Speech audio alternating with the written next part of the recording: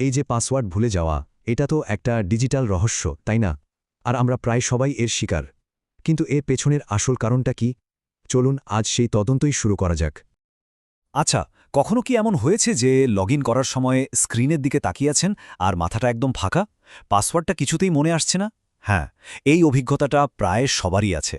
ঠিক যখন দরকার তখনই পাসওয়ার্ডটা যেন হাওয়া হয়ে যায়। চলুন এই হতাশার কারণটা একটু খুঁজে দেখি। ব্যাপারটা কিন্তু শুধু ভুলে যাওয়া বা ব্যক্তিগত কোনো ব্যর্থতা নয়। এর পেছনে একটা বেশ জটিল রহস্য আছে, অনেকগুলো সূত্রও লুকিয়ে আছে। আর আজ আমরা সেই রহস্যেরই সমাধান করতে চলেছি। আমাদের তদন্তের প্রথম প্রমাণটা বেশ অবাক করার মতো। গড়ে একজন মানুষকে অন্তত ৮টা আলাদা আলাদা পাসওয়ার্ড মনে রাখতে হয়। ভাবুন তো, এতগুলো গোপন কোড মাথায় রাখা, এটা তো প্রায় অসম্ভব একটা কাজ, তাই না? তো প্রথম সূত্র হিসেবে আমরা একটু নজর দেব আমাদের নিজেদের মস্তিষ্কের দিকেই। এটাই তো আমাদের প্রধান সন্দেহভাজন, তাই না? দেখুন, আমাদের মস্তিষ্ক কিন্তু কম্পিউটারের হার্ড ড্রাইভের মতো করে সব তথ্য জমিয়ে রাখে না। কিন্তু প্রশ্ন হলো, কেন রাখে না? আসলে মানুষের স্মৃতি কিন্তু নিখুঁতভাবে সব কিছু রেকর্ড করার জন্য তৈরি হয়নি। এটা বরং একটা পুনর্গঠন প্রক্রিয়ার মতো কাজ করে। আমাদের মস্তিষ্ক একজন খুব দক্ষ এডিটরের মতো, যে তথ্যগুলো খুব একটা কাজে লাগে না বা যার সাথে কোনো আবেগ জড়িয়ে নেই, সেগুলোকে সে আস্তে আস্তে ছেঁটে ফেলে দেয়। এর সাথে আরেকটা মজার ব্যাপার আছে, যাকে বলে মেমরি ইন্টারফারেন্স। মানে হলো, যখন আমরা কাছাকাছি ধরনের নতুন কোনো তথ্য শিখি, তখন পুরনোটা মনে রাখা কঠিন হয়ে যায়। যেমন ধরুন, একটা নতুন পাসওয়ার্ড সেট করলেন আর অমনি পুরনোটা মাথা থেকে যেন ওভাররাইট হয়ে গেল।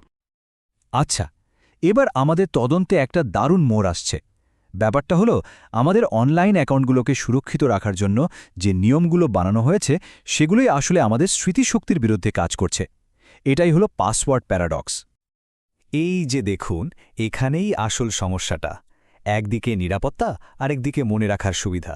যে পাসওয়ার্ডটা হ্যাক করা খুব কঠিন, যেমন ধরুন G7@p@WORD, সেটা মনে রাখাও তো ততটাই কঠিন।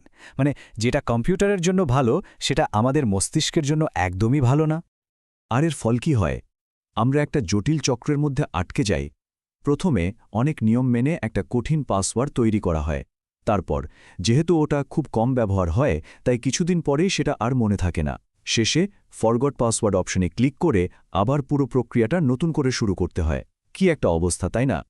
তাহলে এই ভুলে যাওয়ার পেছনে আসল অপরাধীটা কে?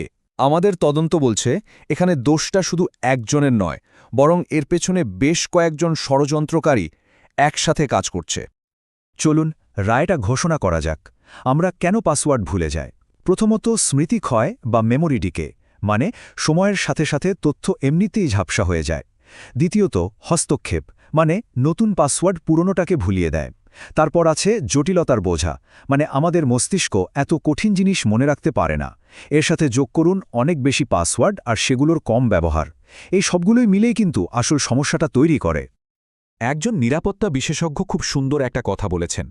আমরা মানুষকে কম্পিউটারের মতো আচরণ করতে বাধ্য করছি, আর মানুষ এই কাজটা একদমই পারে না। এই একটা লাইনেই কিন্তু পুরো ব্যাপারটা পরিষ্কার হয়ে যায়। মানুষের মন আর ডিজিটাল নিরাপত্তার চাহিদার মধ্যে কোনো মিলই নেই।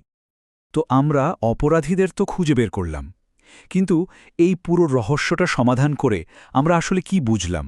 এর থেকে আমাদের জন্য শিক্ষণীয় কি? সবচেয়ে বড় কথাটা হলো, পাসওয়ার্ড ভুলে যাওয়াটা আসলে আমাদের স্মৃতিশক্তির সমস্যা না।